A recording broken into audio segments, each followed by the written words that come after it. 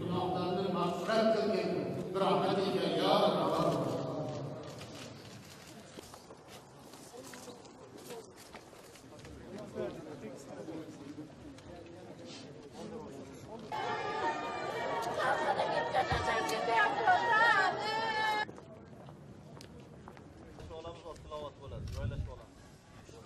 برحمتك يا أرحم الراحمين.